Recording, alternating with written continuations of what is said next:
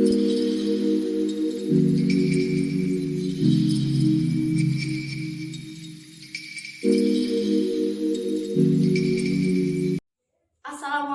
warahmatullahi wabarakatuh. Perkenalkan, nama saya Dila Putri Diktaf, NIM 190413440082 dari Prodi S1 Pendidikan IPS. Di video ini saya akan mempraktekkan keterampilan bertanya untuk memenuhi tugas mata kuliah keterampilan mengajar dan pembelajaran mikro.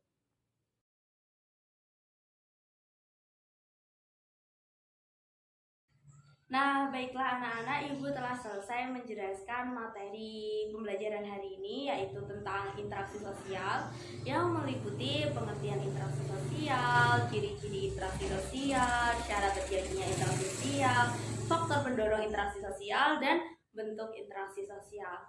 Nah, sekarang Ibu mau berdiskusi dengan kalian mengenai apa yang kita pelajari tadi.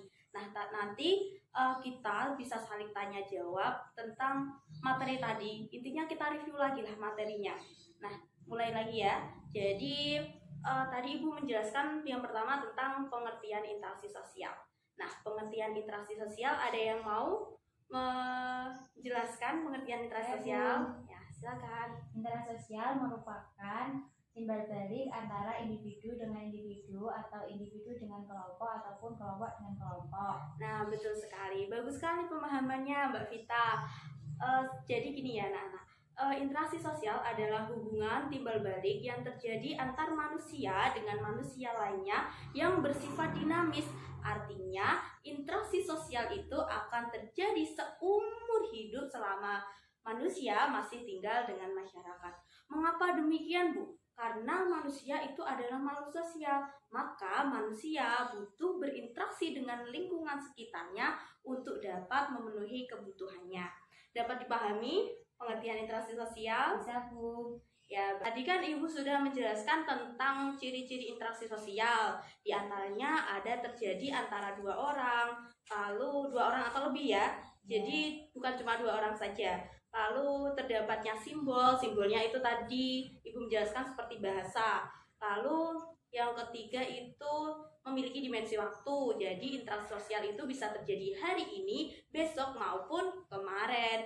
Nah, dan yang keempat memiliki tujuan. Nah, sekarang Ibu mau tanya, bagaimana sih agar interaksi sosial itu bisa berjalan dengan baik? Kita hendaknya itu bisa membiasakan diri untuk bersikap terbuka, Bu. Nah, yang dimaksudkan terbuka oleh teman kalian itu mungkin seperti ini. Kita terbuka terhadap lingkungan sekitar kita. Jadi kita tidak tertutup maupun kita tidak membatasi diri kita untuk berinteraksi dengan orang lain. Tadi Bu Guru kan juga sudah menjelaskan syarat terjadinya interaksi sosial. Nah, syarat terjadinya interaksi sosial tadi ada dua, yaitu kontak sosial dan komunikasi.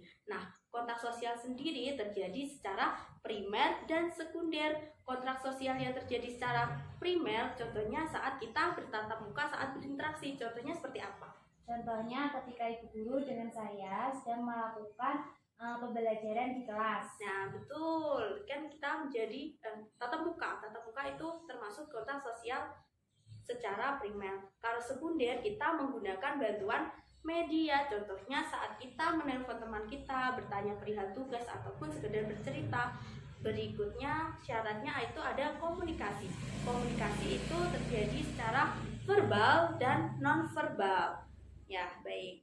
Selanjutnya Ibu tadi juga menjelaskan tentang faktor pendorong.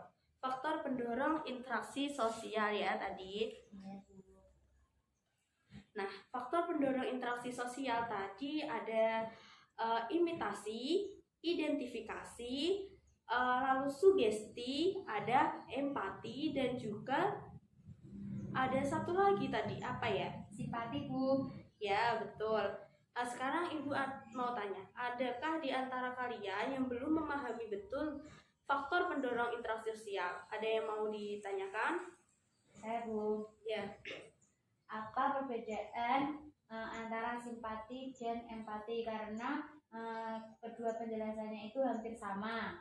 Ya, jadi perbedaan antara simpati dan empati itu, kalau simpati kita ikut merasakan apa yang dirasakan orang lain, tapi kita tidak melakukan tindakan untuk mengungkapkan apa yang kita rasakan itu. Contohnya saat kita melihat gelandangan yang ada di pasar, kita turut merasa kasihan orang itu bajunya lusuh, tidak memakai alas kaki dan yang lainnya, tapi kita tidak tergerak untuk memberikan sedikit apa yang kita punya untuk mereka. Kalau empati, kita merasa kasihan dan kita mengimplementasikan bentuk rasa kasihan kita itu dengan membantunya.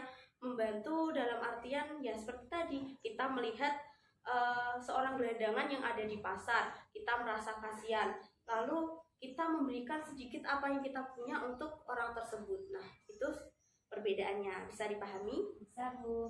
Baik, sekarang yang terakhir ya tadi penjelasannya bentuk terjadinya interaksi sosial. Bentuk-bentuk interaksi sosial itu ada dua, bentuk asosiatif dan bentuk disosiatif. Bentuk asosiatif itu interaksi sosial yang mendorong ke arah kebaikan. Kalau bentuk asosiatif itu yang sebaliknya ya. Dari sini ada yang ditanyakan? Mungkin? Tidak, Bu. Baik, sekian penjelasan yang dapat Ibu sampaikan. Ibu juga mau mengingatkan kalian untuk lebih sering belajar melalui buku maupun media lain. Sekian video pembelajaran yang dapat saya sampaikan. Kurang lebihnya mohon maaf. Terima kasih. Wassalamualaikum warahmatullahi wabarakatuh.